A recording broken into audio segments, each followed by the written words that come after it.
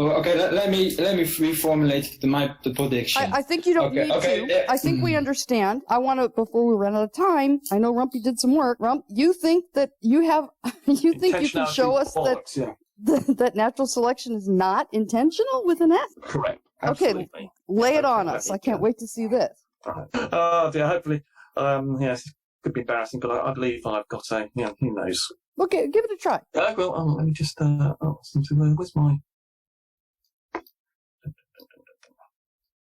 Any chance of you selecting me, presenting me? Oh, I'll see if I can do that.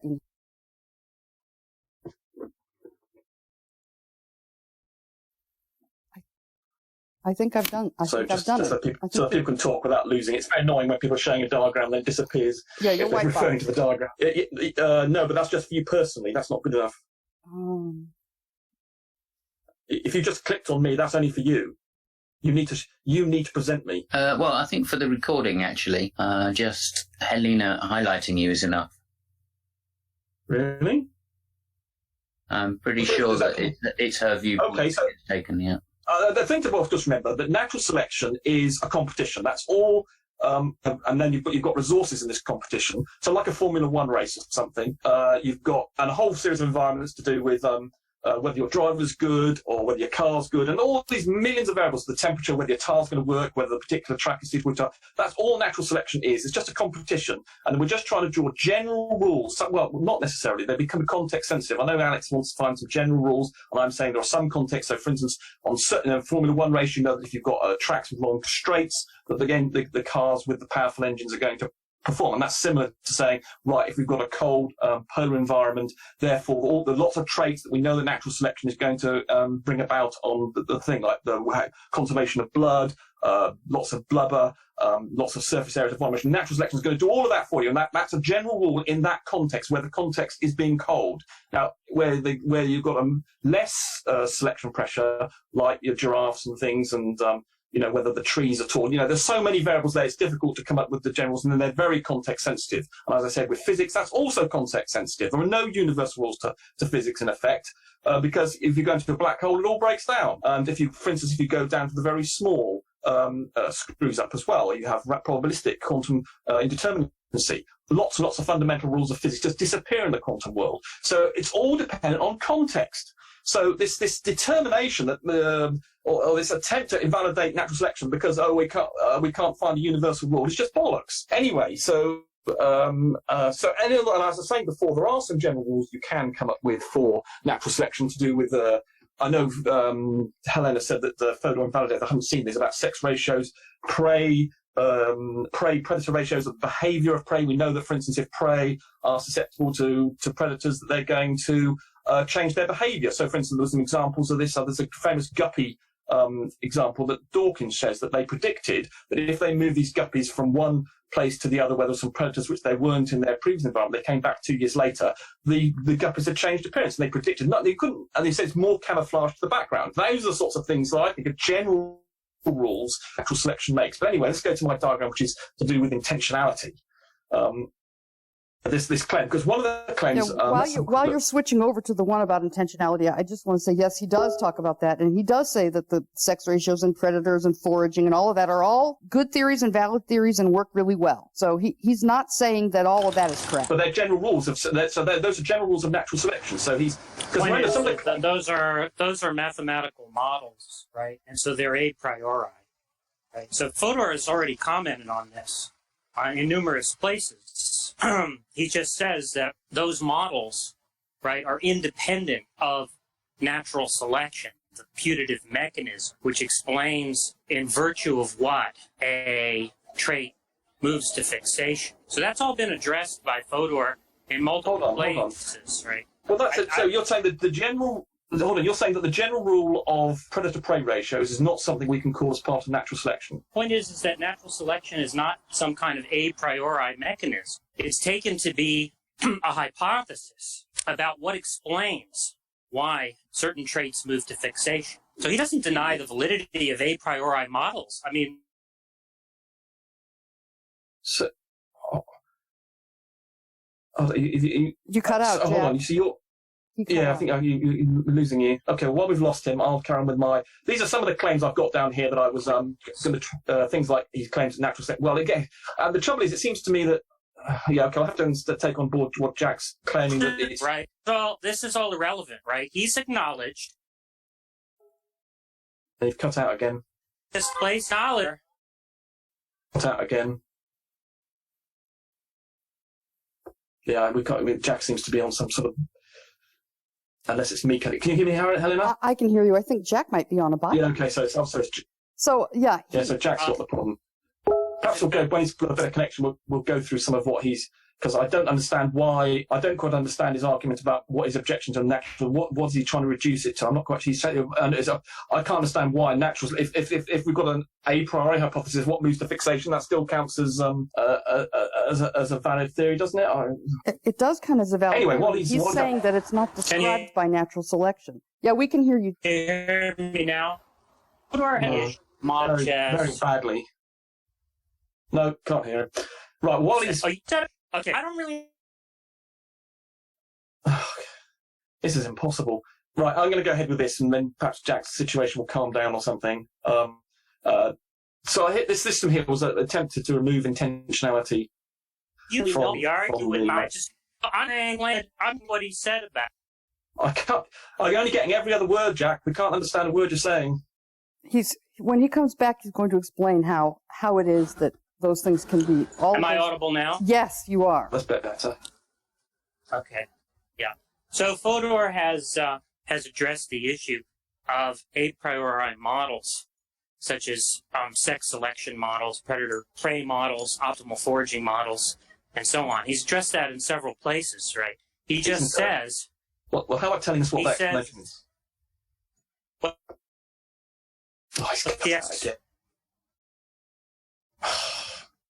Well, this is impossible. We can't hear half the words he's saying. Right, I'm going to go through this, and if Jack manages to sort himself out... What the explanation for what is? I've no idea. You just... I only got half of that. I said that Fodor has addressed in several places the issue of a priori... Well, okay, but give us the explanation. Don't tell us he's addressed it. Give us the explanation. For what? Right, for the predator-prey ratio, for the fact that... He doesn't deny that those models are... Right, but those models are part of natural selection. Of an a priori, that they're not selection. Natural selection, right, is an explanatory hypothesis. It's not an a priori claim, right? So you can develop those models independently of any natural selection, right? Natural selection is something that's of those models. That's right. Oh, God, we're still only getting 3/4 of what you're saying.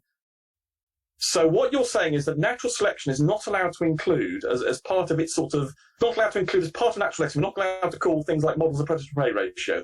We're not allowed to say that's part of the natural selection. He's saying that natural selection isn't doing the explanatory work there. Well, it's saying the reason it's not doing the explanatory work there is because it doesn't actually generate any predictions. It does. It generates a predator-prey prediction. It says that if you've got things that are being selected for due to whatever selection pressures are, like the guppy-eating thing, you'll expect certain behaviours in the things being eaten. Denying. Oh, he's not denying the validity of mathematical models. Right, okay, but, a priori. But I think people would claim that's part of natural selection. I think people would say that. Well, then that would just be a semantic dispute, right? Which is of no interest. Well, he's reducing natural selection. You're not allowed to have models, apparently. So if you're going to pare down to what natural selection claims to, so what? He's saying that natural selection. You said that natural selection was all about hypothesizing why things move to fixation. And if we say that, right, the guppy, we can say in general principle that the natural selection will say that there will be a particular predator-prey ratio, all the things will become camouflaged because they'll be preyed on less. The thing to attribute to the theory of natural selection. Those are a priori models, right? Natural selection is supposed to be a hypothesis. Right. Hypotheses are not a priori. Hypotheses in the sciences are not a priori. So your objection, why can't natural selection be, well, you can say from first principles that you could do, in other words, you're saying you can't derive natural selection from, for instance, if you if I said, oh, they made up a model of predator-prey and a model, and so it's entirely deductive, I can't say that in this model I introduce things that other things, then that will be a priori to say that this behaviour occurs and these consequences. And you're saying that wouldn't count as natural selection if I had a model? I'm saying natural selection is not an analytic claim, right? It's an explanatory hypothesis. And for it to be an explanatory hypothesis, it has to actually predict some outcome. And I've done that. I said it does make some outcome. No, you're just importing other things into what Fodor is describing as natural selection and saying, if we add this in, right, we get prediction. That doesn't show that natural selection itself, the putative mechanism, has any explanatory. Well, what am I not? Yeah, I'm saying the principle of selection of prey and predator, which is reasonable to say is part of natural selection. It sounds like you're not understanding the argument. So I don't quite understand your objection to this a priori. I mean, no, I don't fully understand your objection. Okay. So let's talk about what Fodor's argument is, right? You understand that Fodor is saying that natural selection is a mechanism that's causing why. Oh, this is you've gone completely now. You can't hear me? No, I can now. So Fodor understands natural selection as an explanatory mechanism that's posited to its why certain. Right, and maybe Alex, maybe somebody. Yes, well, there's nothing. I'm perfectly happy with that identifying of natural. I do. Oh. Great. So do you understand the problem with natural selection being intentional? I'm about to demonstrate it's not. Okay. From this little diagram. So tell me what S intentionality to be. I only caught half of that. Tell me what you understand S intentionality to be. Well, but in definitional terms, it's this idea of substituting one thing for another in a statement, and still logic being retained. Yeah, what's the distinction between what's the distinction between intentionality and extensionality? Intentionality involves some sort of being interpreted, the signs, as I think they're called, thing, whereas extensionality is the actual reference of the thing actually in the real world or whatever world you want to talk about. It's the thing that it refers to. Are you still there? Jack seems to have muted on my screen. Okay, let me go ahead with this how I'm going to. Okay, before you do, Rumpus, sorry. Yeah, sorry. I only saw the RU. Sorry, do you understand that there's a distinction between... Hang on a second, Jack. Hang on a second, Jack. When Jack's speaking, Rumpus, if you might try muting, that might help his connection a little, not be so interrupted, but it's only a try. Sorry, me mute. Do you understand that there's a distinction between selection of and selection for? Yes, I do. And I've also described intentionality and extensionality, I think, reasonably well as well. You're the one with the goddamn problem here. This intentionality is a complete fabrication. What's more, Fodor also, I believe, understands that he was talking bollocks because... I understand the distinction between selection of and selection for. Yes, I do, perfectly. And I'm about to demonstrate exactly that in this diagram that I've got here. What's more, Fodor has not presented, in his debate he had with Sober, he ducked the issue of intentionality because he realised he's talking bollocks. And from that, although he keeps on in the book and he mentioned it in his, I think in the preface of the paperback edition, he mentioned it again. But he's realised that he's onto a sticky wicket. He's on a losing a wicket here, and he didn't use it at all in his debate with the guy I just mentioned again. I keep on forgetting. It's difficult to remember the name. Anyway, so I believe that he realises that this intentionality stuff is utter rubbish. And you keep saying that, but now do you understand the distinction between selection of and selection for? You keep on asking me that question, and I keep on telling you yes. I'm about to show you exactly what's in this diagram. So if you just hang on for 5 minutes or something, I'll demonstrate that I do understand. Oh God! Do you understand why that distinction? That's an intentional context. Why do you keep... No, it's not. Okay, so... I'll demonstrate it here. God damn it. So is it possible? Right, I'm going to go through the list, and then you can see if you think I understand where the selection for and the selection of is occurring. Right. God damn it. What is the point of having someone who can't even bloody connect properly? Right, so here's a little diagram. This is going to be system 1, which is going to be the first phase of 3 representations of what's going on in the environment. But this is going to make the point about intentionality and selection 4 and selection of. Right, so here I've got a machine on the left-hand side, and it generates suites. It generates suites with different layers of different colours in them. But it's got one part of its algorithm for it randomly generates colours, but if it generates a suite with a red colour, it also generates a layer, because here are the suites coming out, with a black layer as well. So although it picks the colours randomly, if it does decide in the algorithm it's got for doing this, when it picks a red colour, it also produces a black layer in the suite. So here we've got this suite generator, and it pumps out these suites, and then here we've got something called a selector. Now, this selector has 2 inputs. It has this set of inputs up here. These are what I'm going to call environmental inputs. They can be completely arbitrary. I've included here the time, weather, the number of clouds in the sky, Southampton's position in the Football League, etc. And the other input it's got is, which is a set of inputs, but I'm going to call it as coming in as one sort of pipe of information.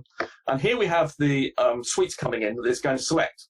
And so obviously it's got to determine any of the colours in the suites that are coming in. So it picks suites based on their colour, and it says, it's going to make a decision about what colour it's going to select dependent on these parameters. But having made a decision about which one it's going to select, so this is the particular mode it's decided to be in, but we'll fix that for the moment, so it's going to be consistent. But it's made a decision that we don't know how it's done that, and then it sends a signal on picking up this particular suite. It says in the hardware, select that or not. And then out pops the relevant suites over here. And so let's suppose it decides to pick, in this particular example, it's in the state it's in the state that it's in, it decides to pick on black suites. Right. And so out comes the selected suites here. Anything with black in it gets produced out here, and anything that doesn't have black comes out here. And so as you can see, the different coloured suites. But in here we have black suites with a bit of black in them, but they also have a bit of red in them, because that's just so happens that the input to it has suites that also have black and red. And so when the scientist comes along and says, right, how is this machine working?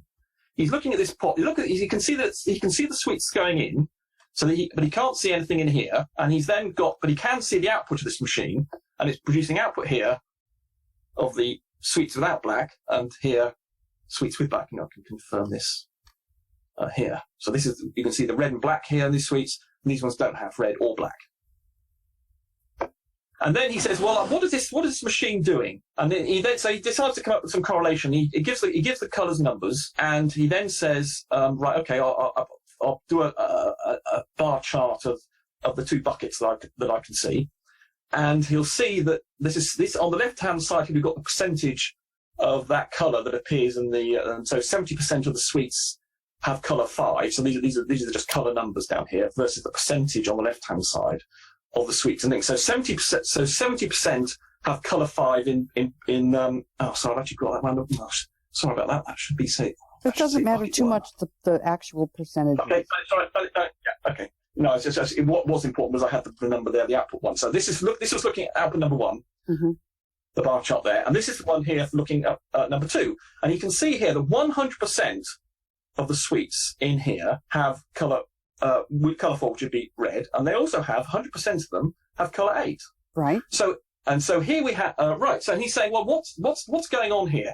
As far as I'm concerned, this machine is selecting of for Jack there. It's selecting of these 2 things, but he doesn't know what it's selecting for, and he's got no way of knowing. So the thing is, this is the reason I think the Fodor got confused, is because he's just looking at this correlation data, and he's moved, and because he's focusing what the scientist is doing, what the observer's doing, and not what the machine is doing, because he's like coming on across a crime scene and trying to infer what happened, and thinking, oh well, whether if someone goes to long crime scenes, or for instance, if you're looking at races and you see that the stickers, for instance, on the side of the winning thing, or the order, for instance, that appears in the media the next day of the race positions of cars also matches exactly what the race thing, and you can't determine cause and effect here. Okay. So what Fodor does is that then, armed with these 2 things, he starts saying, oh look, we've got to deconfound these variables. We've got to do that. We've got to use intention. We've got to deconfound this.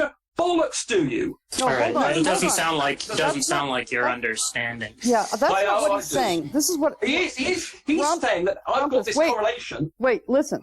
I think what he's saying in your diagram is that box there that you've got labeled that has a nice algorithm in it and is called selector, and it's got a nice algorithm. There's nothing like that natural selection theory points Agreed. to. And that's not that. Yes, that's not the point. I'm saying for this machine, as far as Fodor's concerned, it's got intentionality. Now, I was going to then draw more machines that are more closely related, which did actually have an algorithm. So I was going to then develop this into, for a start, instead of machine producing sweets, it was the machine that the selector was selecting. So it would have lots of different machines that were actually making their own colours, and the selector would come along in this environment. Let's say there's a big pond of these machines, and it would come along with the same dye, but instead of selecting sweets, it would select the things, and the manifestation of the colours would not be on the sweets, but actually on the surface of the machine. And then it would select the machine, and these machines also replicate. And so effectively, you would then select which one's replicating. And that's still not quite because we've got an algorithm in here that does that. So that's still not quite the same as what's happening in the real world. And then the third example I was going to do was then say, right, instead of having an algorithm in here, you have a system, and effectively the system which does the selection is the algorithm. And the only way to model an algorithm like that is to have the system. So, for instance, if you wanted to model the game of life, there's no algorithm you could put in place. So the game, I presume you're familiar with the game of life, where you have little rules about how little blobs die and live, and you can define little shapes in the computer, and you put them into the environment, and then they run around, they move around, they interact with one another. But there's no algorithm that you could invent that would model that. You have to let the system do it. So that is the algorithm. So although I've called this an algorithm, effectively the system that I was going to have in system 3 is effectively the algorithm. None of this involves intentionality. And it's because Fodor's got confused about where he's looking at. And as I say, he's actually withdrawn this in his debate with the He hasn't withdrawn any of it. Well, he did. You don't understand. Okay, well, You're not understanding the objection. Hold on. He didn't use the intentionality of it at all whatsoever in that debate that he had. Doesn't matter. He hasn't withdrawn anything. Hold on. And every time he hinted at it, the guy cut him down immediately, and then you could tell that he realised. Cut him down. What the fuck are you talking about? He also didn't realise to see what was going on, and you could see that he realised that was not a way to go. He even just hinted at something. I think he mentioned it once, and then hold on. Listen, we don't need to ascribe motivations and inner. Well, see, I'm just saying. Well, okay. To Fodor. Okay, let's go back to your little machine. You're saying that natural selection is saying that the system is the selector? I don't think natural selection is saying that. His point is that natural selection requires an algorithmic sort of mechanism like the one you've drawn, and there isn't any such thing. There is the system. The system is effectively an algorithm. The winner, it's like a race. I mean, if you wanted to model a race, do you understand the distinction between? Do you understand that because a trait is selected for, it doesn't. Because a trait was selected of, it doesn't mean that it was selected for. You understand that, right? You stupid bastard. I've just explained that. Just asking you a simple question. Do you understand? If you understood what I said, you wouldn't have to ask. I'm not asking you You're not that. understanding. And just answer You're the question. not understanding. I've said Just answer the question, okay? Forget about your diagram. Do you understand that if a trait is selected of, that doesn't mean that it's selected for? Do we agree on that? Absolutely. And great. Now, you understand. Excuse me, I wasn't done. I wasn't done. Shut the fuck You're just looking at this correlation graph, you moron, and you're not looking at what I said. There's only selection 4 going on, and you're looking at the selection of, which is what two correlations. Shut the fuck up. Will you shut him up? Okay. No, now, do we agree? Do we agree? Shut up. Now, do we agree that the two traits? Do we agree that the two traits are coextensive? Yes, that's why this diagram over here shows the right-hand side. Great. I just asked you if you agreed. Okay, so you agree that they're coextensive, but you also agree that if a trait is selected of, it's not selected for, right? Now, that follows from that statements about whether a trait is selected of is not going to be truth-preserving if we substitute the trait that is selected for in those propositions, right? It's not actually going to necessarily be truth preserving, right? We agree about that, right? There's only That's a yes or no question. Well, it's not relevant. It's not relevant. It's a yes or no question. Not relevant, is my answer. So you don't know the answer. Is that what you're saying? Okay, give me the question again. If you have, you understand that if the two traits are coextensive, right? But a trait can be selected of without being selected for. Yes. And that means that if you have propositions that involve those two different co-referring terms and replace one term with the other, yes. the truth value of the propositions, yes. the truth value of the the truth value of the propositions is not necessarily preserved across the two cases. Okay, so your claim, your claim was that it's not intentional. Correct. There's nothing intentional about this in this mechanism here. Only selected for is occurring. No selection of, and it's just a consequence of the select for. You get this correlation graph, which is what Fodor's obsessed with, and then trying to say, oh, look, I've got two coextensive traits. I've got selection of, one of them selection of, one of them I can't tell the difference. Therefore, I'm going to distinguish them by some intentional process. But no, there's no, as you can see from this diagram here, this machine, it did no intentionality. There's no intentionality about it. It just did a select for, and it was a result of the sweets that it was fed in that you get the selection of situation. But this machine had no intentionality. It just did a select for, and you don't seem to be taking that on board at all. Okay. Is there somebody? Am I audible now? Yes. Yes. Okay, let's mute so that Jack doesn't go spotty on us. Go ahead, Jack.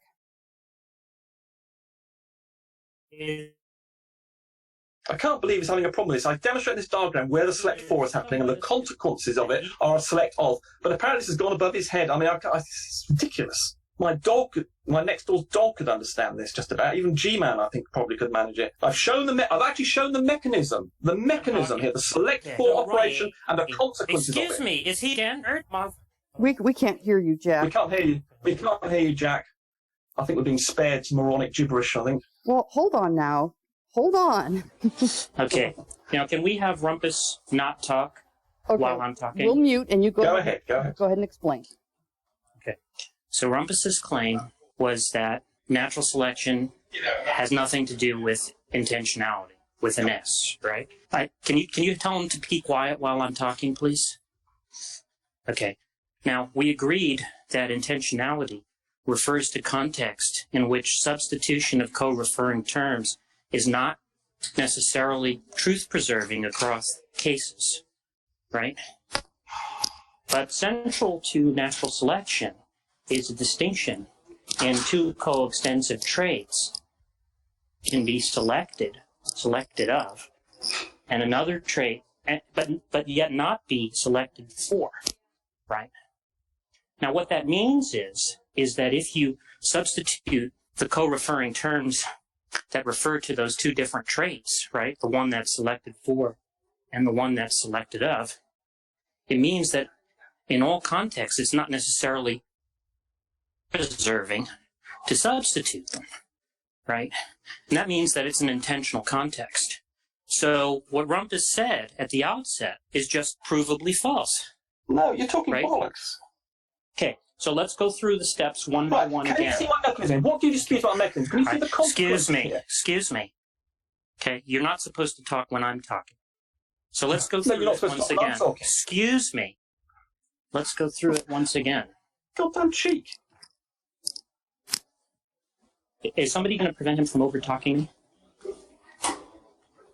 Okay, so let's go through it one by one, right? Do we agree that intentionality refers to context? You're just repeating yourself. Yeah, I want you to show me. I want you to tell me. Rumpus, please shut up for a moment. Yeah, okay, go ahead. Yeah, give a minute or so. Okay, give a minute. So the question on the table is to show me where the error in my reasoning is, right? Now, I'm showing that there's an entailment. Okay, the entailment is that if you agree that an intentional context in which substitution of two co-referring terms is not necessarily truth-preserving across cases, and you concede that is selected of is not necessarily selected for, then the distinction between two coextensive traits, one which is selected for and one which is merely selected of, is an intentional context. Yet your claim was that natural selection in any way with S intentionality. But that's refuted right there. Now, show me where the error in my reasoning is.